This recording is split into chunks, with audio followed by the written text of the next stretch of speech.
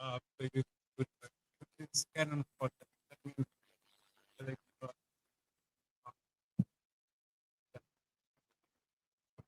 like, uh, congratulations to Arsenal. More mark. So things are right. What,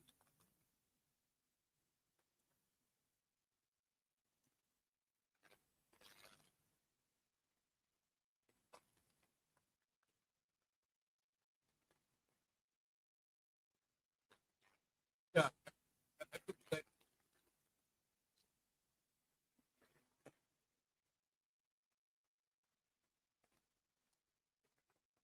that it's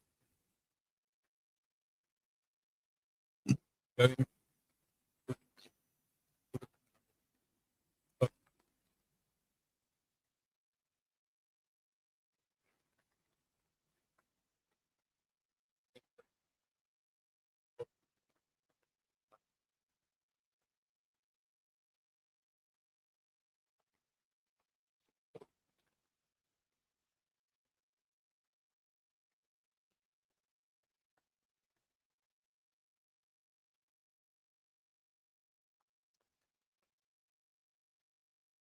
I mean, the top last time in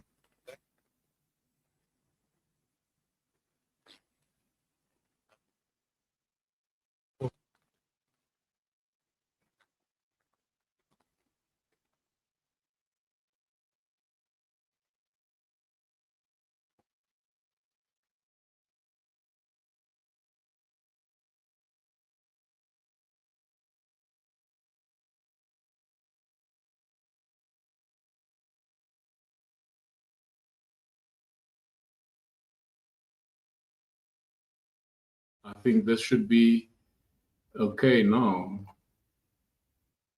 Yeah, there is some movement there. Looks like your mic was unplugged. All right. Okay, cool. Sorry for that. Welcome to Cannon Fodder. Glenwyn, I'm standing in for Alex and also simultaneously sort of streaming on Guna Matters. Have your say.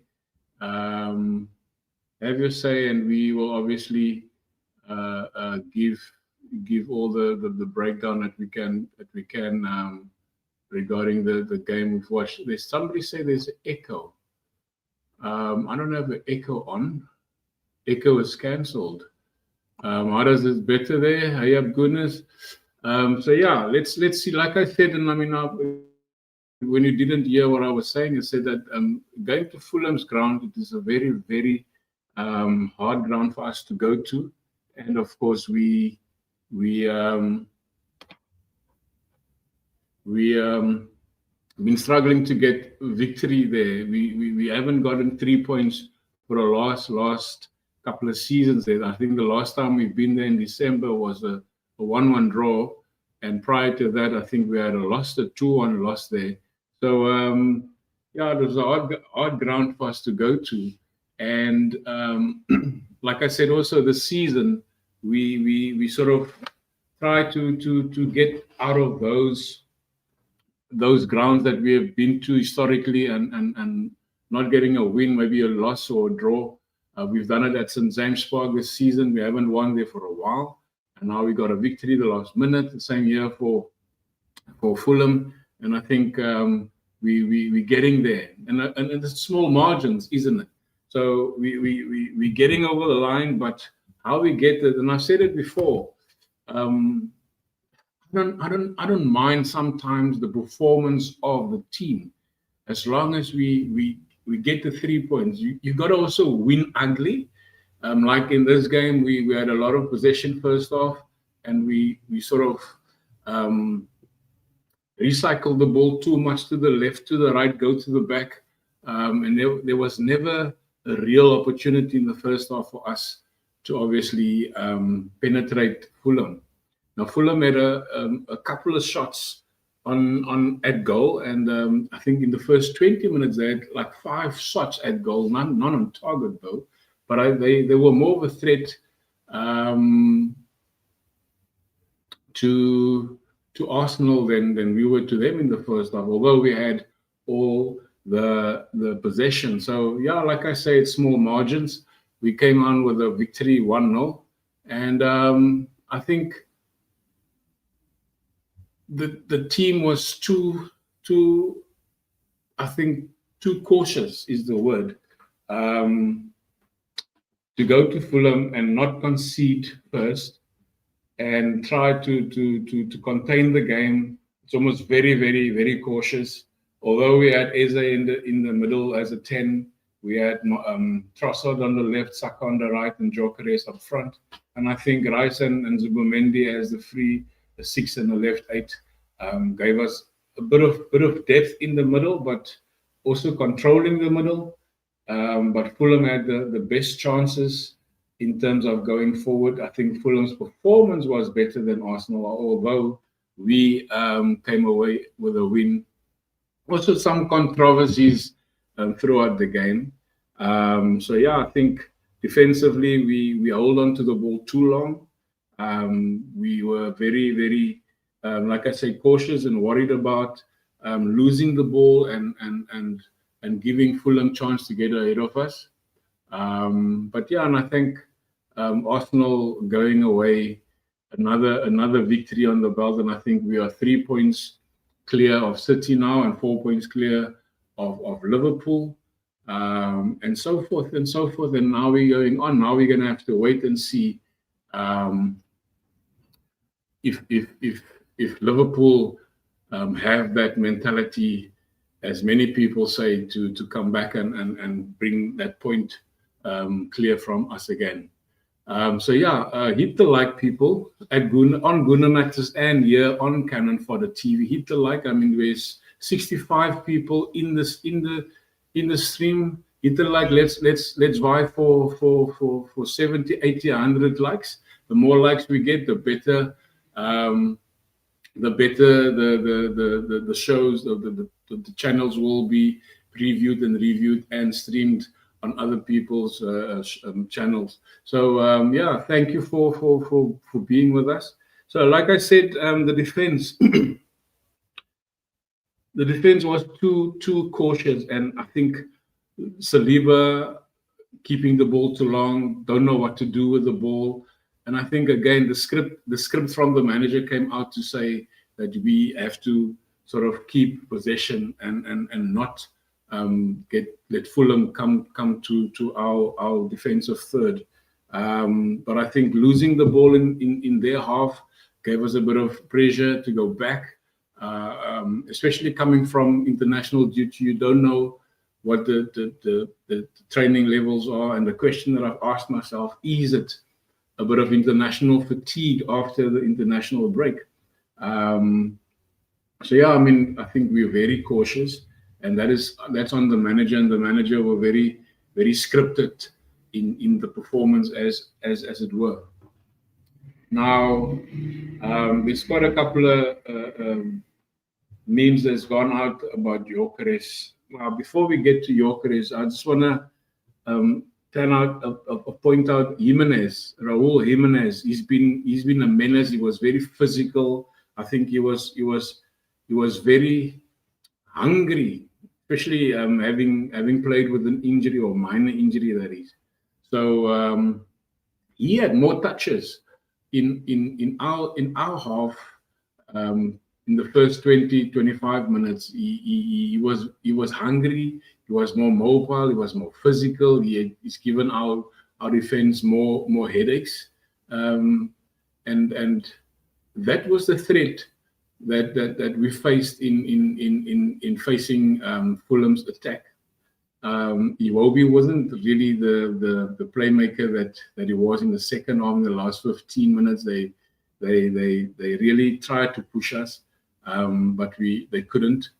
So defense was very solid, but also very scripted, as I said before.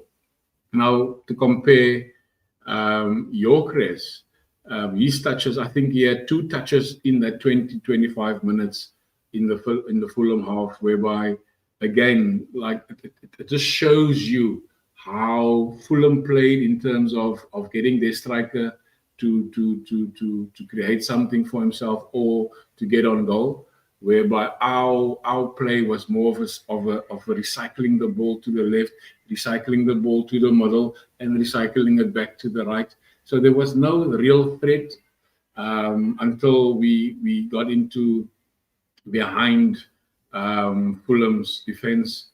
Calafiori had a very beautiful strike at goal in the far corner goal, but it disallowed due to offside, and I think that was the only real chance there where we could break the line. I mean, it was 2 lines of 4 for Fulham in the low block, whereby two of their strikers or forwards really pressed us, and there were 2 lines of 4 whereby it was hard to break them down. Not even Eze. Eze for me had a very poor game. He gave the ball three times. He gave it away in the first 30 minutes. And just wanting to do a bit more, but too much from that center 10, whereby he lost the ball. They took on the break, and then obviously they couldn't do anything because Raya was very, very silent in this game. He was almost like a ghost, and Fulham had no real opportunity, shots on goal for that. So yeah, let's just go back to the comment section for the first time, and we see this is not going to be a very long show, people. This is going to be just a review and maybe recap on what I've seen, and maybe have a discussion on what was seen. This came from Jason Kibudu. We are going to win Arsenal, and we're going to win Arsenal till all. That was 11 minutes past 5. That was way before the game started even. Well done to him. Okay, we can't hear about that. Is it echo? Hey, goodness, Ashley. Welcome, Ashley. Now we can hear you. We sorted that out. Still not impressed again. Yeah, this is what I mean, Ashley, by saying that we've been recycling the ball too much from left to right to the center. Ashley saying still not impressed again. All possession and only 1 goal, just like all previous seasons. But actually, to be fair, like I said, we haven't been very prolific at Fulham's ground, and going there to take 3 points also have to be something whereby we have to be not grateful, but we have to accept it, because haven't won at this ground for a long time. Cannon Fodder says, but I guess there are going to be games where the result is more important than performance. In this case, which I agree with, this is a very important game, and it's a big win for us. It might not seem in terms of the result, whereby we have 3-4, 5-0. We had to have a victory in this game because we wanted to put more pressure on the title contenders in Manchester City and in Liverpool. I mean, now Manchester City went top for an hour or so because of a goal difference, and they won against Everton today. But we had to step up. We couldn't have drawn this game. We had to win this game, and we had to obviously win this game, whether it's 1-0, whether it's 2-0, whether it's 6-0. We had to come out victorious in this game. And then we've done that. We've controlled the game. And although our performance wasn't the best, but we came away with the 3 points. And I think ugly 3 points, if that. It's a pleasure, Alex. Always available when I can. So yeah, it's a pleasure only for me. And also, again, hit the like, people. Subscribe to this channel. Subscribe to Guna Matters. We are simultaneously streaming on both Cannon Fodder TV and on Guna Matters. So subscribe to Guna Matters. We want to get to 500,000 subscribers there.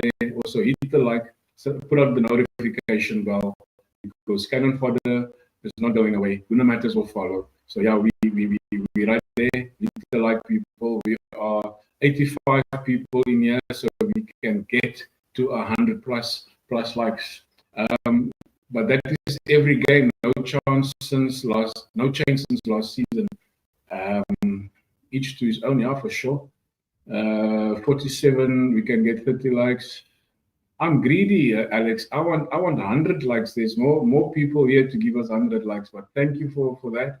Jokeres again, no goal, second game. You missed from 5 feet. There's going to be a lot of criticism for him, isn't it? Because we bought the striker to obviously score.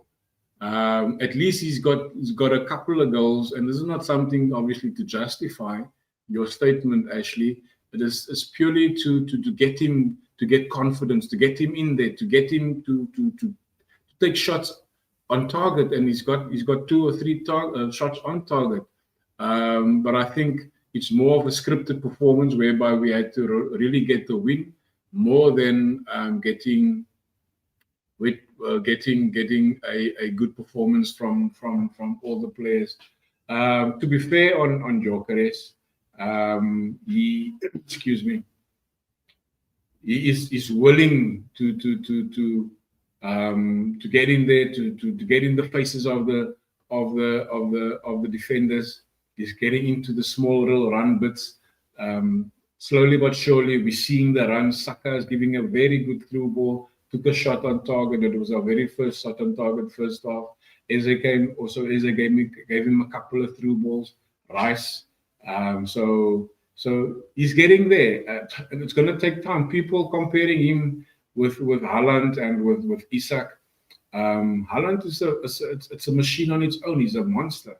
The funny thing is, Isak has been in the Premier League for 2 seasons, and people are saying he is in a transition. He's a Premier League proven goal scorer. He's been scoring goals for fun at Newcastle. Now he's been transferred to the champions in Liverpool, but now he's in transition because Liverpool can't get the best out of him, and he didn't have a pre-season for sure. We all know players need to have pre-seasons. He didn't have a pre-season, but he's played enough games now to get his fitness back. And having scored 1 goal in the Carabao Cup, for his prolific sort of appearances for Newcastle, now people are saying he's in transition, but they put more pressure on Jokeres and on Sesko and on Iketeka that has come from outside the Premier League, but he's the one that gets more flack. So I don't understand that logic. I don't understand the narrative behind Victor Jokeres has to hit the ground running, which is unfair to the player. And I think more so, we haven't played with a striker for so long. So I don't want to make excuses for Jokeres, but he's gonna get there if we can give him the chances. I mean, we've given him 2 half chances today and a chance through ball whereby he had 3 chances on goal and 2 on target. So giving him more, you will get there. Guna Matters, are you worried Jokeres have dried up? Well, that's my explanation about Jokeres right now. Good evening, Mix Kickers, or whatever, Mix Kicks, yeah. English Conversation Club. Arteta had turned in a pragmatic manager. Oh boy. Well, I've touched on that. We have to win ugly at times. We need to get the 3 points, as we have said before. On a side note, Guna Matters, is that a Christmas? Ashley D, I've never taken my Christmas tree off since last year, December, man, right? So yeah, the Christmas tree is there, ready to go up. Coming in end of November, it's going to be up quite early this year. So I've never taken it away, but a good sight there. Oh my goodie! I want to tell my wife that hey, this Christmas tree we must get somewhere else. Gunametas, are you using international break as an excuse? Not at all. That was a question I asked myself in saying, is there international fatigue? By the looks of it, it didn't look like that. The guys looked fit. They were for it. They were up for it. But it's just the scripted performance again from the manager, whereby I just asked the question because in the beginning we lost the ball for unnecessary reasons. There was no reason to lose ball. So I don't make an excuse for the international break. We really had to get this win under our belt, and we did. It was an ugly win, but the performance was just scripted, and that is where I just mentioned the international fatigue. It wasn't something for an excuse to be had, but it was just part of a sort of suggestion. It's just getting too gritty wins sometimes, but that is what you're gonna need, Nick Six. How many Arsenal players went out on international duty? Well, I've answered that. Rest in peace, Big Ange. 100 likes low. Yeah, I mean you gotta be greedy. No, we want people to get these views up, and let's see what's happening there. English Conversation Club. It's been said before. Gyökeres will only score against lower position teams, nothing more. And that is his history. He's had it before. In Portugal, he hasn't scored against the big teams. He only scored in the smaller, weaker teams, and which is also fair. I mean, is he going to be judged on scoring goals against the big stage? I think he will be judged, in my opinion, for scoring goals, whether it's against City, whether it's against Sunderland, or whether it's against Liverpool, or whether it's against Spurs. So at the end of the day, is the players just have to come good, have to score goals, evening Emerson, and get confident from there. I mean, three goals in 8 games is not a bad return. However, if he is given more service from our midfielders, then I'm sure um, he will come good. Yes, B. Yes, B. Yes, B. We've paid a lot of money for him. He needs to get going, Gunnar Matters. Of course, he needs to get going. But I'm just giving you scenarios of what is the narrative out there. We can't always be um, we can't always be on the same gravy train like our rival fans or the media, because he's going to be in the limelight, but you have to be also fair with the analysis and also sort of add some context to him. He's had the numbers, to be fair, in a league where there's no real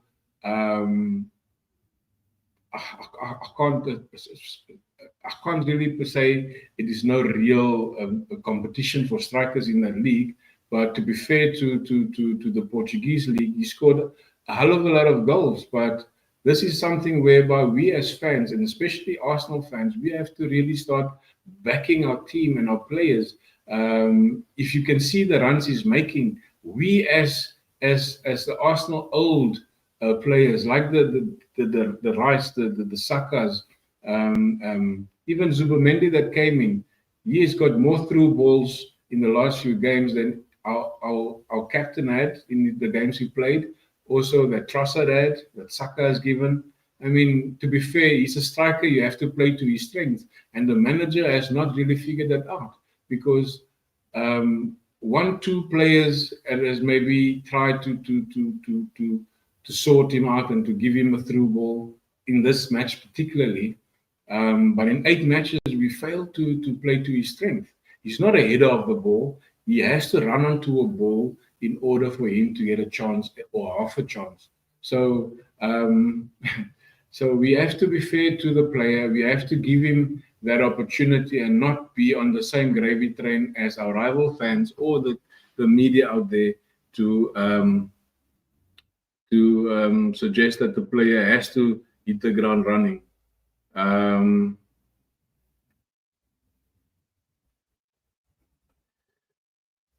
can you hear me properly? Because it has been said that my mic is cutting in and out. Just to be clear on that, just give me indication. Can you hear me properly? Is the echo gone? Am I coming? Am I going? And just to get some clarity on that. Well, there Emerson says English. We had 16 players on international duty. That is more than our squad starting 11. So yeah, let's continue with the review. We're not gonna be any longer than maybe 40 minutes. There was a controversial decision in the penalty. I'm not sure if was that a penalty for you. It took 4.5 minutes for VAR to check the clear and obvious situation of that penalty. Now, the penalty was given on-field. Referee has given the penalty, and it took them 4.5 minutes, 5 minutes to look at it.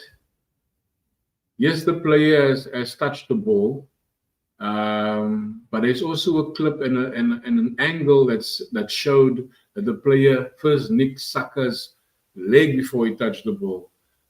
Again, it is overturned. We won the game. If we had drawn the game or lost the game, that would probably be a huge talking point. But we also have to be very sure on what we comment on our analysis. For me, if it was the penalty, given that it was very soft, I thought at first it was outside the box, and I saw that that's no penalty. The first word that came out of my mouth is not a penalty, and the referee gave it. And when they saw it was on the line, small touch on both player and on the ball, for me it's rightly not a penalty. And I think a lot of Arsenal fans is going to say again, this referee and the VAR is against us. It's not like that. I don't think there's an agenda against Arsenal or their players. It's our fans that's making this narrative and creating this notion about PGMOL is against Arsenal, and there's always something that goes against Arsenal.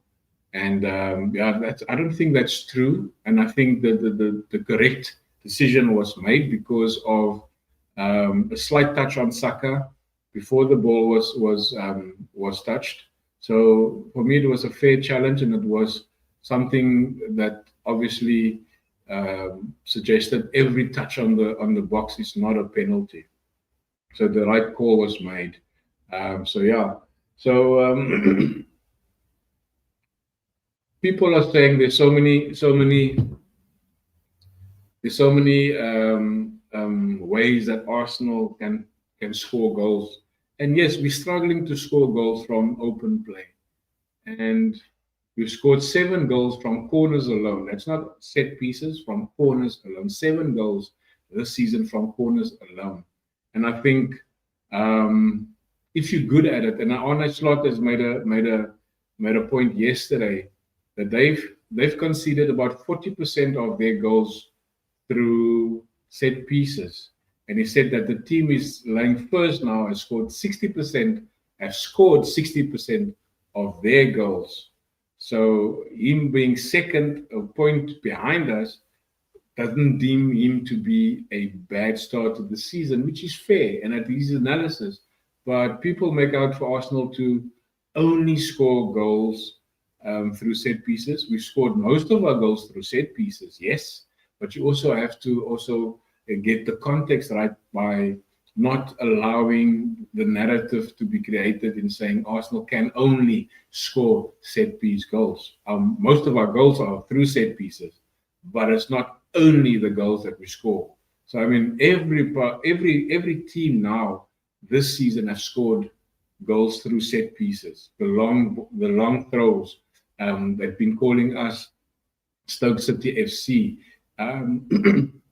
Pardon me. So at the end of the day, is it creates a narrative to say Arsenal can't score any other type of goals. It's only set piece and corner goals, which is not true. That's a lie. But yeah, we've scored another goal through through a corner, because that is one of our this is one of our strengths. We can score goals from all over the pitch, but our main strength, or at least the recent seasons, has suggested that we are very prolific when it comes to set pieces, and we've seen it again. Again, we win a game because of a corner set piece. Assembled, welcome. You very welcome.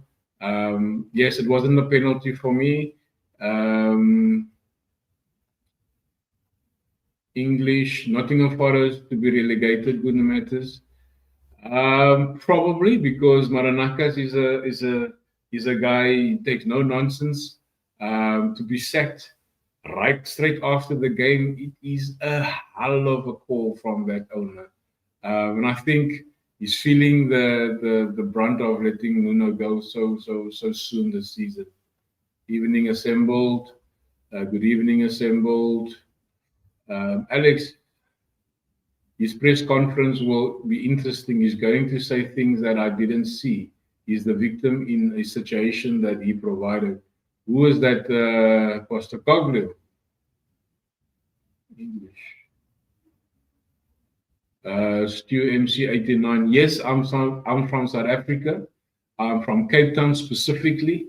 So yeah, I've networked with Alex from Guna Matters in UK during the COVID time, and he has really been my mentor in this. I've got still a lot to learn, but you're welcome, Stu, to go to Guna Matters. We're also streaming from the Guna Matters, so you're welcome to go there, subscribe, like, and also subscribe to this channel, Cannon Fodder TV. No, you're not like Stoke. You play Swardice style, and speculate is more like Forest. With a data spending, you could say billion for.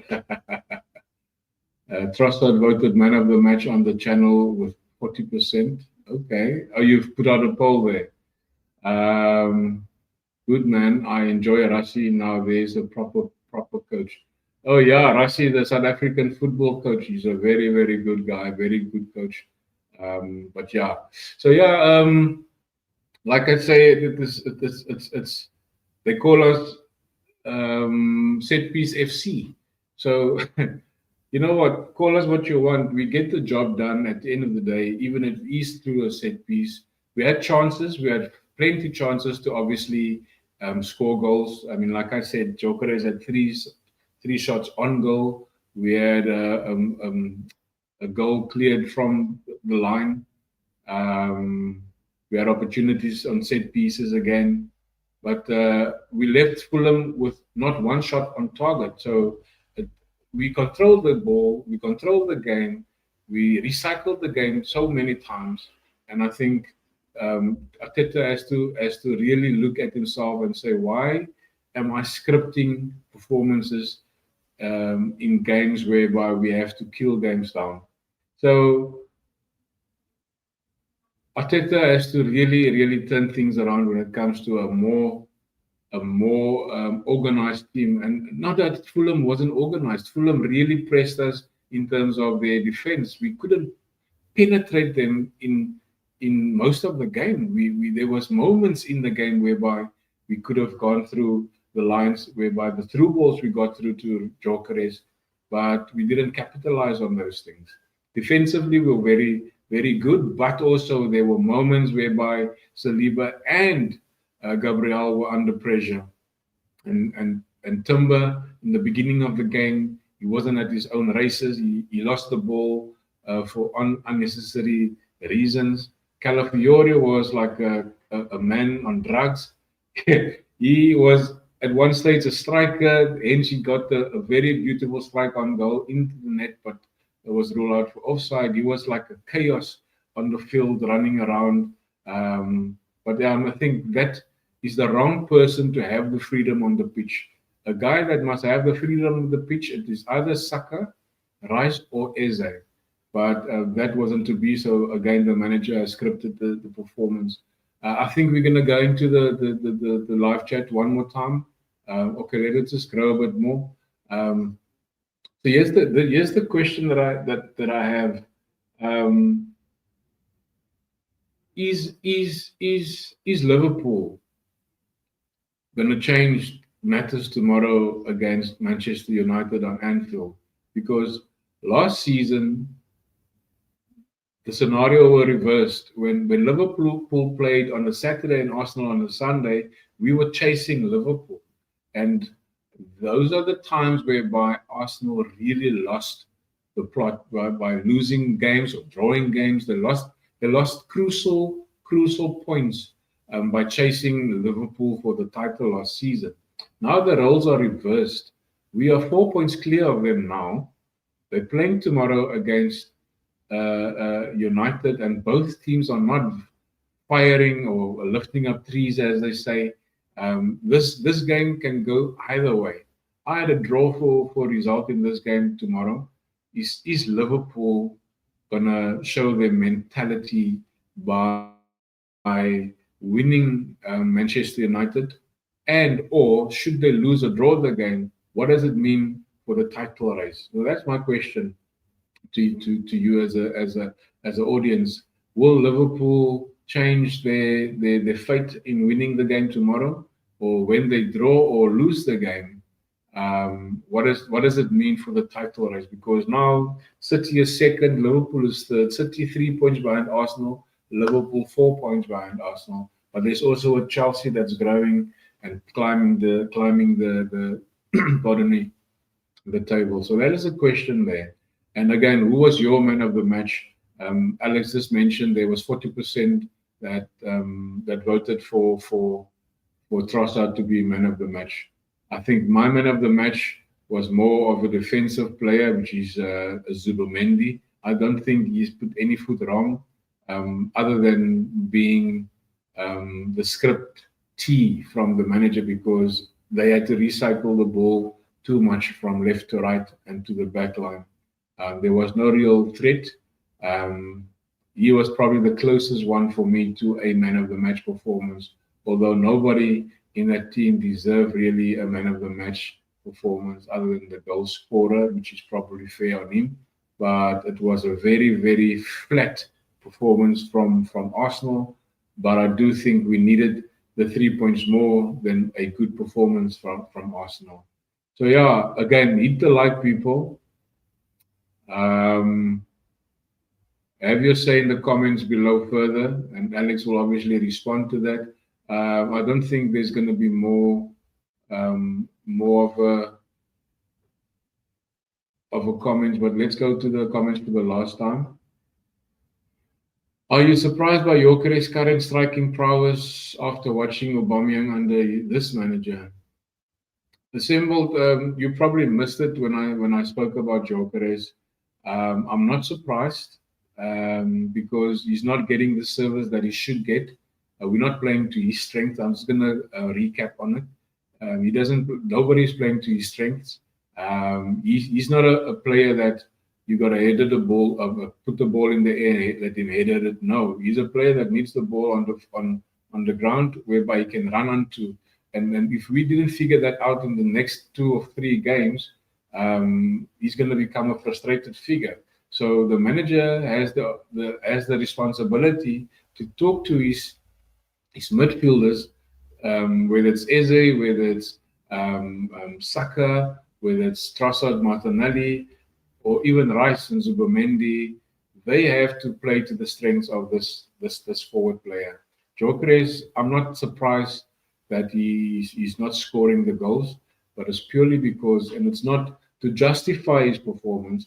You can see he's working hard, he's holding up the ball, he's making the runs whereby he thinks that the ball can be played into that space for him in order to get on goal. So I think if we play to his strengths, he will come good. And that is just my opinion about it and how I sort of analyze it, because he makes beautiful runs in behind the strikers. But I mean, he's not getting the balls. I mean, 3 through balls today. and he had three shots on target. So if he gets more balls whereby he can run onto, he will score goals more. So if we can't play around his strength, we have to play to his strength. Such a good start to the season. What happens if Arteta wins? Nothing good matters. Well, we've been saying this for the longest time. He has to win something, but I will also say he has to win major trophies. But the scenario of him winning a FA Cup, a Carabao Cup, going to the finals of the Champions League, and end up 1 point behind the winners, I don't think he's going anywhere. I don't think he's going anywhere because now he's given you 2 trophies. He's gone as far as the finals in the Champions League, and he's lost by 1 point. For our owners, that's going to be more than good enough because now he's getting money in through the door.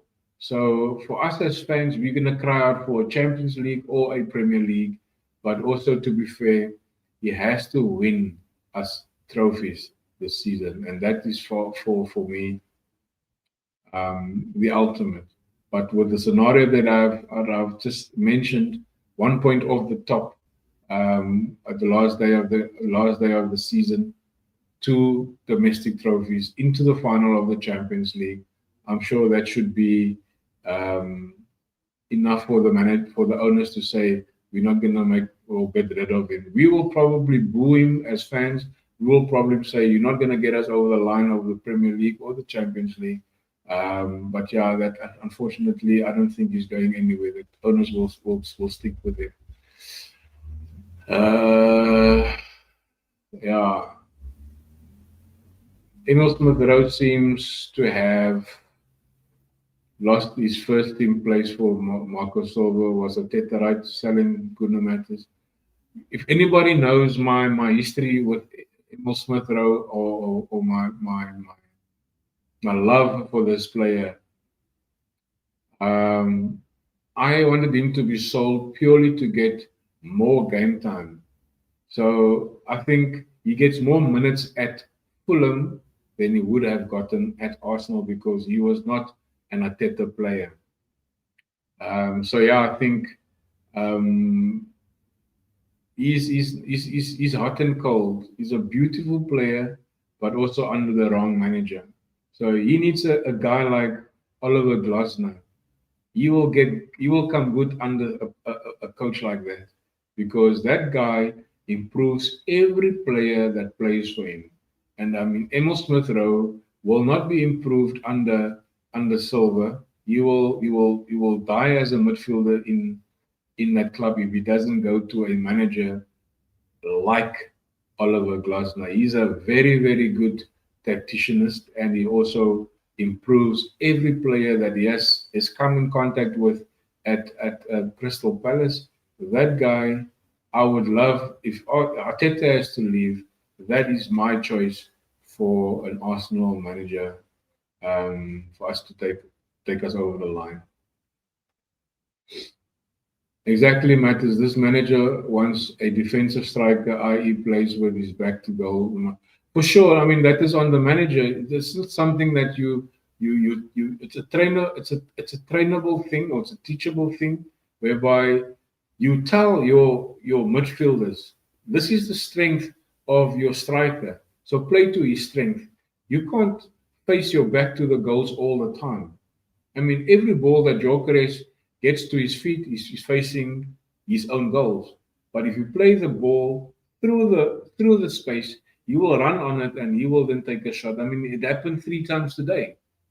And the goal that he scored against, I think it was Forest, whereby the ball came through the left-hand side. He has to come in and he has to face a defender in order to make good with it. So I think this is on the manager. The manager has to come out and say, let's play to the strength of the striker. And yeah, he will come good, and I believe that we just have to really get his best out of him And I think, yeah, that is just for me the crux of the game. It was a very boring game, if I may say, but it was also a must-win game. Again, clean sheet, 1-0 to the Arsenal, and upwards and onwards we go to the next game. It's next week at home against Crystal Palace, and I think that's going to be a hell of a game for Crystal Palace mentally, because midweek we're playing against Atletico Madrid in the Champions League, and they're playing Thursday night in the Conference League. And with such a thin squad like Fulham, not Fulham, Crystal Palace, it's going to be a real mental fight for the Crystal Palace player and manager to get the best out of them. For playing 3 days after 3 days every game. So next weekend we're facing Crystal Palace at home, and Crystal Palace for me is a force to be dealt with. They are the dark horses also this season. I mean, they came from 2-0 down to draw the game 3-3. Beautiful performance, a good game, and I think they have the passion, they have the hunger, and they have the wanting of winning every game if they can. But it's going to be hard for them because they don't have the squad as deep as we have. But we have to win that game next weekend. We have to put more pressure on Liverpool and on City and on those who's following in the top four, top five, vying for this season's Premier League trophy. So thank you again for watching. Pardon me. Cannon Fodder, and also on the stream simultaneously with Guna Matters. And yeah, all the best to Arsenal on Tuesday night. I think it's Tuesday night at home to Atletico Madrid. And I think back to the drawing board, whereby this team is going to come to defend us, but we have to have our races and our paces and play to the strength of our striker in order to get over the line with maximum points there, because now currently we're on 6 points, they're on 3 points. We have to win our home games. We have to win our home games. There's no two ways about it. In every way or form, we have to win our home games. Whether it is because after Atletico Madrid, we're gonna play away to Bayern Munich. And that's going to be also a very, very tough game for us because we've never gone there and won. Also, again, a tough ground to go to. So, yeah. Again, thank you for watching. Hit the like, people. Leave your comments in the comment section below.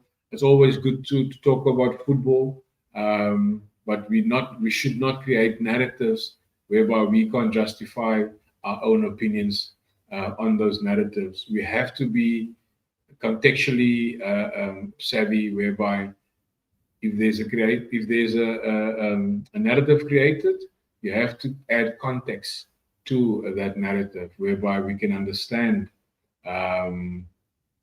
what you mean and why the things you say is the truth or even close to the truth. Arsenal will edge Palace, in my opinion. Great job, Gunnar Magnus. Thank you, Alex. And I'm gonna log off by saying this was Cannon Fodder, and thank you for watching. Cheers.